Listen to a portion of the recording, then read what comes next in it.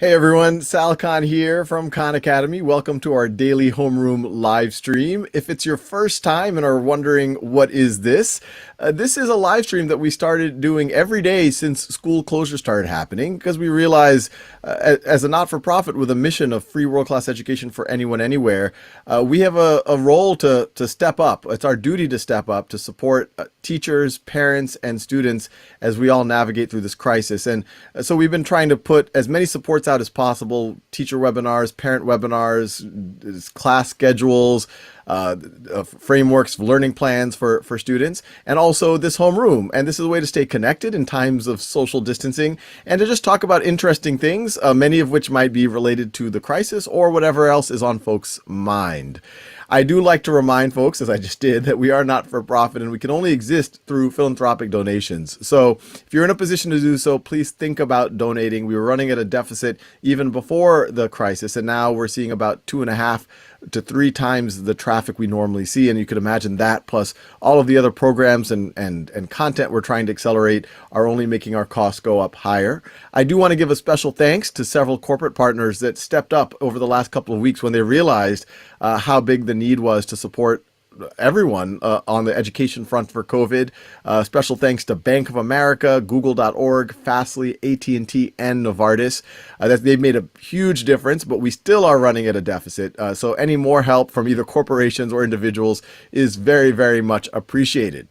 So with that, we'll get into the heart of this live stream. And sometimes we have guests and sometimes we don't, or I guess you could say today I am the guest. And so we could treat this live stream as really just a Ask Sal Anything. So you can get on the Facebook and YouTube message boards and literally ask me anything. And I have team members that are helping me surface interesting questions. But we also said that given that this is the end of Teacher Appreciation Week, that we want to make sure teachers feel supported, especially as they're all trying to navigate this world of distance learning or making videos. And so I'm also happy to answer questions for teachers who are wondering, what are tips we might have for making content, for making videos, and what are the tools we have. So feel free to put those questions in. I already have a question from Facebook. Jay is asking, I must admit that I would be happy if I just knew the name of the tablet that Sal uses to present. That is the biggest challenge when teaching remotely. I cannot tell you how many times teachers have said, if only we had tablets like Sal uses. All right, well, I will tell you the name of the tablet. I actually have it right over here, and I'm not normally about product endorsement, so I'm not sure if this is the best tablet out there or what, but it's definitely met my needs. So let's see, this is the Intuos Pro Medium pen tablet. I think it costs $100 or $200. It looks like this, and it will come with a pen. Whoops, I'm pressing buttons on. I hope I'm not just gonna. It comes with a pen that looks like this. This camera is kind of a reverse mode. So there you go. So that is the tablet. And I think the cost really increases as you go from the small to the medium to the large. For many years at Khan Academy, I had the small version, which I think was like $70. And you can go pretty far with that. So yeah, hopefully that is useful. And obviously this is useful. Tablets like this are useful for making Khan Academy style videos. And I actually use a tablet like that with a pen, and I use Camtasia to record my screen. And this is the microphone that I have. This is a Samson. And once again, I'm sure there's other good microphones. Let's see. Samson CO3U. I just realized it wouldn't do much good if I'm reading the model number when my mouth is on the other side of the microphone. But just with that and Camtasia, you can make exactly the types of videos I make. And obviously, this is useful for all of y'all who are also doing live Zoom or Google Hangout type sessions as well, because you can share your screen and then use your art program. Oh, and I use Sketchbook Pro for the art program. But you could use others. I like to just use something that's quite responsive. Some of the art programs that get super fancy, there's a little bit of a lag, and that bothers me. So that's what I try to do. And I've been working with some teachers running some live sessions as well. And so I use the exact same tools for that, where I can share my screen and share the art program. I will say a low-tech hack for the live sessions, and actually in theory you could do this for your videos as well, is those small whiteboards that we have students do their problem on. You can literally just have one of those and write with a marker. I've actually found that to be reasonably good, especially for the kind of the live sessions when you're trying to work with students. So from YouTube, Matthew Masters asks, Sal, do you think there will always be a place for classroom learning, or will online learning eventually become the standard? Simple answer is yes. I think there will always be a place for classroom learning, or I hope there will always be a place for classroom learning, especially for students in kind of who haven't reached adulthood. So I would say for K through 12 for sure, because in theory, yes, students could learn a lot of the academic skills, potentially on their own time and pace on things like Khan Academy, and or you can have Zoom sessions and you can have these kind of distance type of learning. But that's only part of what really makes the school experience powerful. There's a whole other level of having incredible teacher mentors, being able to form bonds with them, being able to do extracurricular activities, all of the socialization that goes on in school, knowing how to work in groups, knowing how to when to communicate, when not to communicate, know how to get your point across. These are all super important skills that you'll never see on any standardized test, but we all know that they're very, very important for overall life success. So, I've always said if I had to pick between an amazing teacher and amazing technology, I would pick the amazing teacher every time, and I would prefer to have that amazing teacher in person. So we should definitely strive for that. And I think I would want that for my own children and frankly, all children. And so I think the interesting question over the COVID crisis is, how do we get as close to that as possible given the constraints that we have of social distancing? And then longer term, hopefully when we get out of this crisis sooner than later, how do we leverage the best of both worlds? So I think hopefully we're going to go back to school. Kids are going to be able to get that socialization. They're going to be back in those classrooms with their amazing teachers.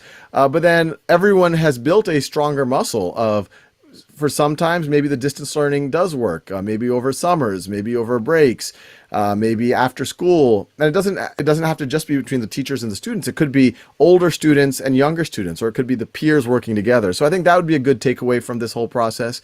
I think higher education, there are some real questions. I loved my college experience. I love sitting in the dorm and pontificating about philosophical questions. And I met my wife and many of my best friends in college. So I definitely think that was a very valuable experience. But there's a lot of students who there's huge trade-offs. They need to help support their families. They might want to start make money while they're in college. And so I think in cases like that, when you have more of adult learners, I think there will always be a place for the in-person college experience, but I can imagine some adult learners decide that that's not for them and that they could still get their college degree and learn all the material, but do it at their own time and pace and be a little bit more flexible because maybe they hold a job or they have to support their family and things like that. So my personal view is I hope we only double down on the physical experience, but leverage some of the tools we're all exploring with a little bit more as well. So from Facebook, Jaya Gupta asks, how can I become a good teacher? Because I'm teaching my students, but some students are not taking it seriously. Please tell me, dear sir, what to do.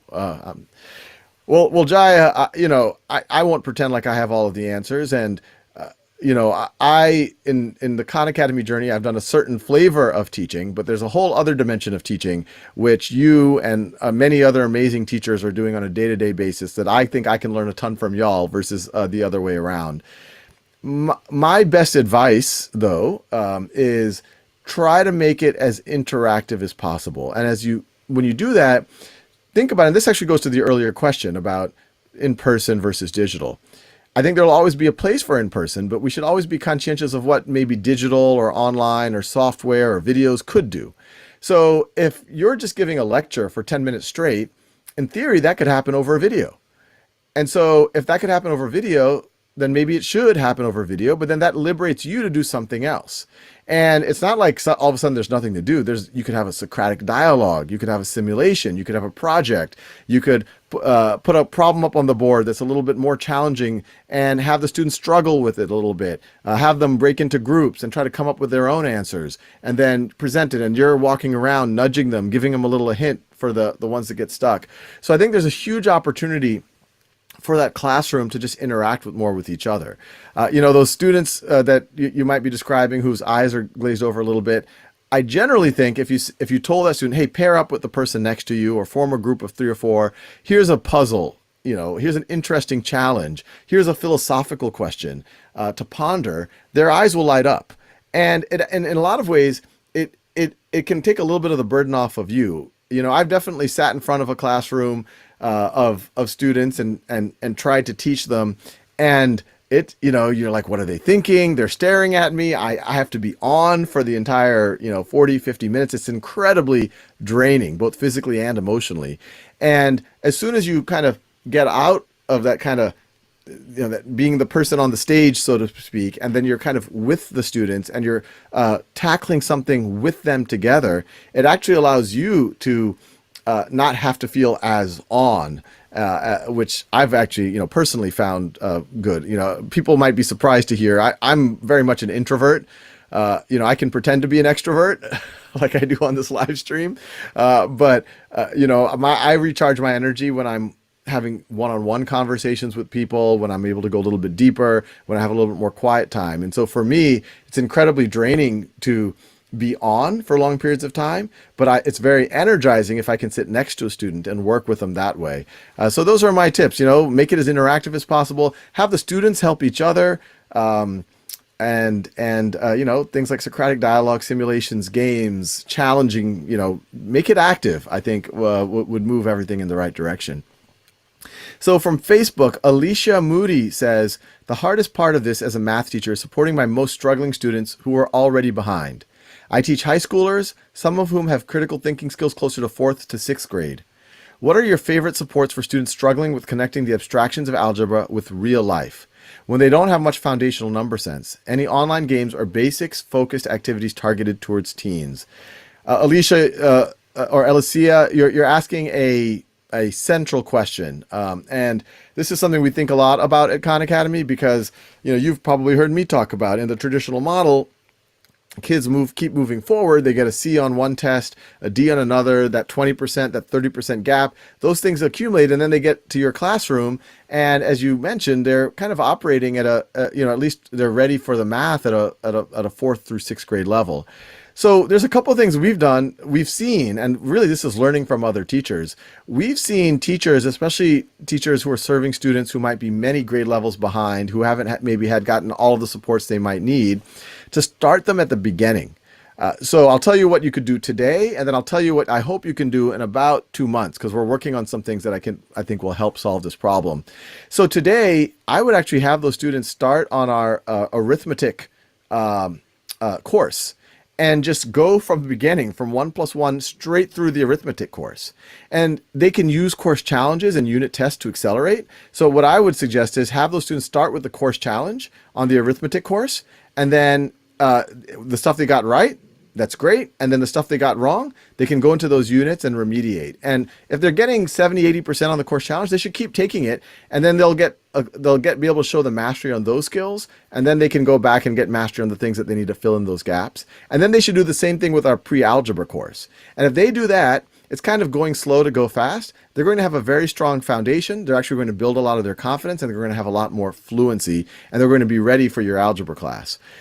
A lot of times, when a student in an algebra class says, hey, teacher, when am I going to need this in life? I think they might be asking when are they going to need it, but it also might be a defense mechanism. In some ways, they're trying to protect their self-esteem that this doesn't matter. And because they're lost, they have a gap in decimals, they have a gap in negative numbers, and all of a sudden there's an equation on the board that has negative numbers and decimals. And even if they're aware that they have those gaps, they might be embarrassed because they know it was 4th or 5th grade material. And so I think the best way to short circuit that, hey, teacher, when am I going to need to know this, is by making sure kids have that fluency and that strong foundation from the beginning, and they have as few gaps as possible. And the example I show is that, in basketball, when you're in PE class, when I was in 9th grade, and I wasn't the strongest basketball player, but I didn't ask the coach, hey coach, when am I going to have to throw an orange round ball into a 10-foot hoop in life? When do I need to know this? And the reason why I didn't ask that is, even though I wasn't the best player, I was able to engage. It was interactive to the previous question, and I was enjoying myself. And so I'm a big believer that if most students are able to fill in their gaps and feel like they can engage, all of a sudden they actually will get excited about that topic. Now, a very good answer when someone says, when will I have to use this? Sometimes the teacher, we sometimes hem and haw and say, well, if you become an engineer, and then the student goes, well, I'm not going to be an engineer. Well, if you go into finance, well, I'm not going to go into finance. Well, if you go into medicine or medical research, well, I'm not. And, well, if you become a lawyer, you need these critical thinking skills. And you can imagine it becomes this kind of duel between the student and the teacher. I find, just tell them straight up, like, the world is going to evaluate you by this. And look, you can believe me or not, but these critical thinking skills are going to be super valuable.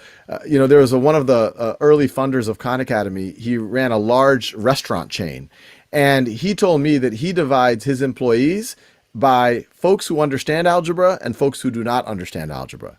And that doesn't mean that you need to do a lot of deep algebra if you're the manager of a restaurant, or if you're the district manager, or if you're the head of marketing. But what that told me, and it makes a lot of sense, is for him, the folks who knew algebra had the critical thinking skills to tackle complex things, simplify them, deductively make logical deductions about things. But whenever I tell that story to anyone who is kind of like, when am I going to need algebra? They're like, oh, wow. My future bosses, I want to be, when they divide the world into the people who know algebra and the people who don't know algebra, and the people who know algebra get a lot more opportunity and a lot more income, I want to be divided into the people who know algebra. And it's also, frankly, just going to give you a lot more confidence in life because you know that you're going to be able to tackle problems and deductively reason about things. So from Facebook, Jane Molnar asks, Sal, do you have any tips for working at a distance on Khan Academy with children who cannot yet read but are too old for the preschool Khan Academy? Thank you. So Jane, you kind of just described my youngest child. And what I would encourage is take a second look at Khan Academy Kids. And the reason why I'm telling you that is because I recently took a second look at Khan Academy Kids. The first version of Khan Academy Kids starts with the letters, the numbers, and it kind of went through the pre-K and the K and the kindergarten standards. And my son had already kind of known that. And when I was putting that in front of him, he's like, oh, this is easy. This is baby stuff. What's cool is in the last month, Khan Academy Kids just launched the first grade standards.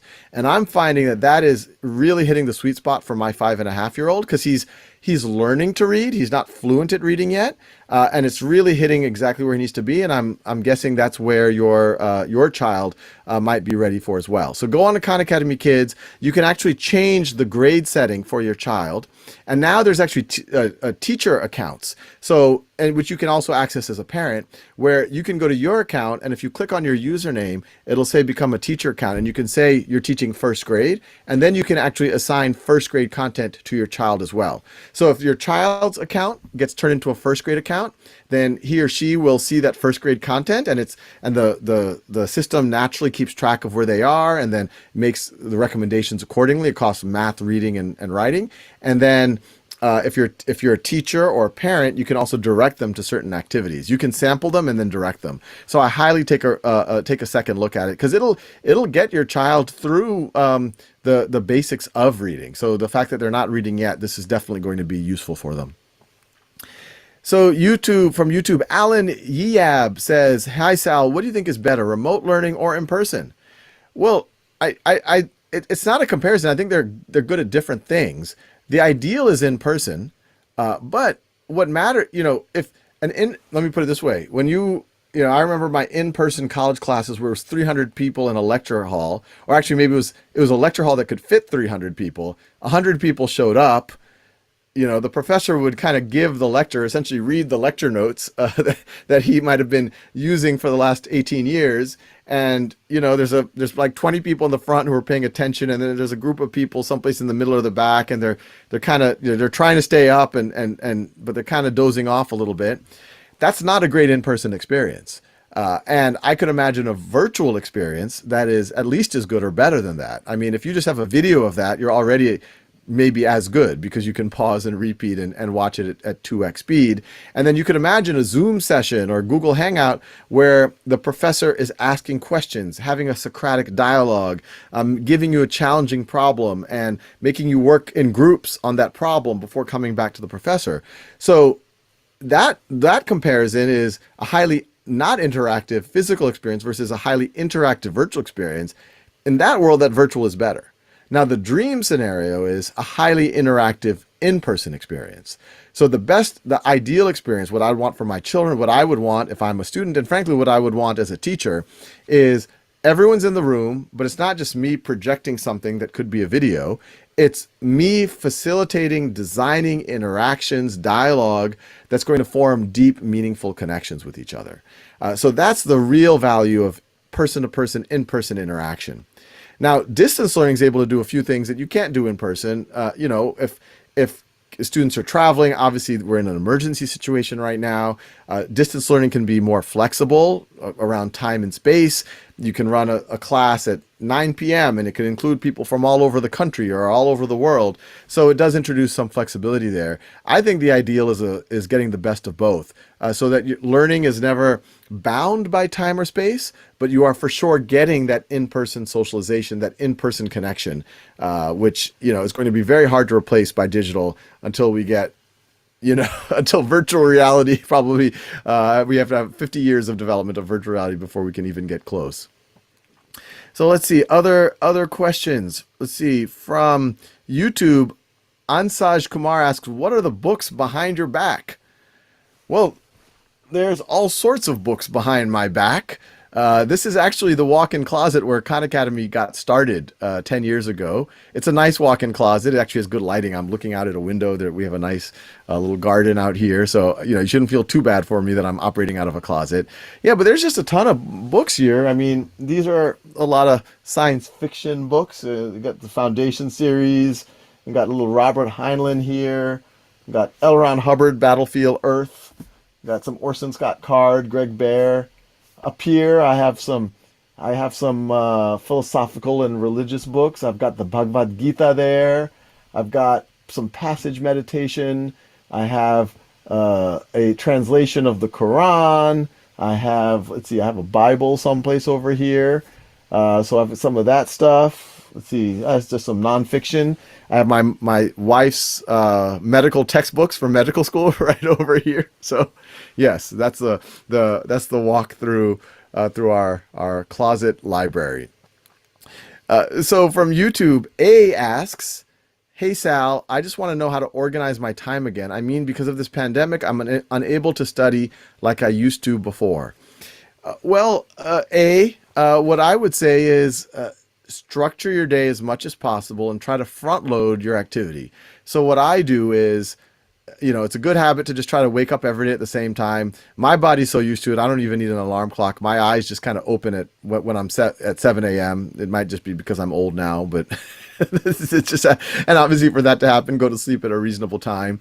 And I try to front load, first thing, I try to do things that give me some easy wins. I make my bed. And you might say, I don't care if my bed's made or not. And I'll say, first of all, it is very nice at night to get into a well-made bed where the sheets are nice and uncreased and all of that. It's a nice thing to have in life. But even more valuable than that, it takes you about 3-4 minutes to make the bed. And by doing that, you're like, okay, I got to win. This is going to be a good day. And then I have a little bit of a ritual in the morning. I like to meditate at least 15 minutes in the morning, maybe 30. That just clears my mind. It gets me in a really positive frame of mind. All my stresses seem to kind of melt away when I do that. Then I try to do some physical activity. I mix it up a little bit. I might go for a mile run. I might do some handstand push-ups. I go do some pull-ups in our garage. I have a little pull-up bar there. And then I get ready. And then COVID or not, I try to do some of the stuff that takes a little bit more cognitive work for me. So videos take a lot of mental processing. And so I try to do those in the morning. And I always tell myself, hey, Sal, you got 40 minutes before your next meeting. Just try to accomplish this 1 or 2 things. And if you accomplish that, give yourself a break. And then I keep doing that throughout my day. And then I'm not hard on myself. If and I used to be, frankly, by the late afternoon, if I'm like, hey, I got a lot done, Sal, why don't you go for a walk, take it easy a little bit. I have to admit, before I had trouble doing that, I would just keep working until I'm just kind of like my brain is so fried that I can't do anything else. And that's not so healthy. And especially in this time of COVID and social distancing. Another thing that I'm doing, I know this isn't the question you asked about how to use structure or things like that. But another thing that I've been doing is, as much as possible when I have meetings, I try to go on walks. It just gets fresh air and it gets my blood flowing to the brain. So let's see. Ricky R asks, "Hi Sal, any advice on where I can find a checklist of what my child should know before entering fourth grade?" So there's two ways to think about it. And actually, that question makes me realize that I didn't answer an earlier question about how do you remediate students from that teacher who teaches algebra students. So today, what I would do if a student's about to enter fourth grade, I would have them work on our third grade course on Khan Academy. And they can accelerate by taking the course challenges and the unit tests. But if they get through the third grade course completely, they're going to be very ready for fourth grade. Even better is if they get started on the fourth grade, because then when they see it next year in school, it'll be they've already been exposed to it. And so they'll have more of a cushion in case some of those concepts are a little bit more difficult to understand. Now, one thing that I said I was going to talk about, but I didn't, but now I will, is we are actively working on what we're calling foundations courses. So there's going to be a foundations for fourth grade. There's going to be a foundations for algebra, a foundations for geometry, a foundations for everything, for all of our courses, each of our grade levels. And what that's going to be is a short course that covers all of the prerequisite skills that you need to engage in that grade level. And the reason why that's a little bit different than just going through third grade is that you actually don't need every third grade standard to necessarily engage in fourth grade. And there's actually certain, maybe even second and first grade standards that you do need to engage in fourth grade. And so this is going to be a new type of course that we're going to curate. And you can imagine most fourth graders might know a lot of that material. And so then they can take the course challenge and the unit test to accelerate through it. But then the material they don't know, they'll be able to fill in those gaps, and then they'll be super prepared for fourth grade. So today, use the grade level before on Khan Academy. Get your kids to master that, and they can accelerate with course challenges and unit tests. You might also want to use the arithmetic course. And hopefully in about 2 months, expect to see these foundations courses, which are kind of exactly what students need to get to grade level as quickly as possible, or at least feel good that they have the foundations to be prepared for grade level as quickly as possible. So from YouTube, Quacker Diesels asks, "Hey Sal, how is the Khan Academy staff coping up with this crisis?" It's a great question, Quacker.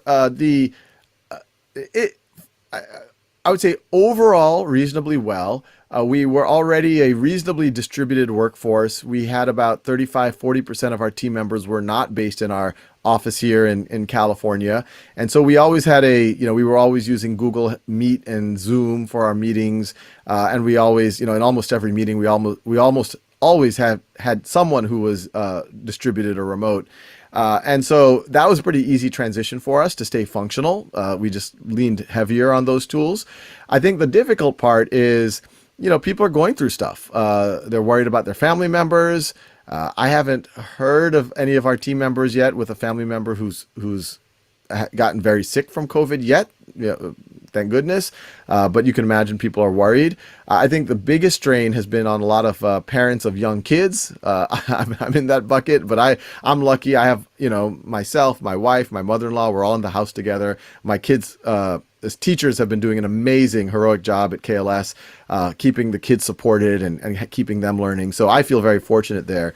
But we have team members that, they might be a single parent, they have a 2-year-old, or they have 2 kids, or, they might be, both them and their partner, but they have 2 or 3 young children. You can imagine it's very hard to keep the 2 or 3-year-old occupied while at the same time you're trying to work. So that has definitely caused some stress for folks. And we've been very clear with our team members that if you can, try to do what you can. This is Khan Academy's moment to step up for the world, but this is also a time that some of these team members have done such incredible work over the years. We're not going to, they have to take care of themselves and their families first and foremost. But for the most part, I think the Khan Academy team is doing well. Thanks for asking.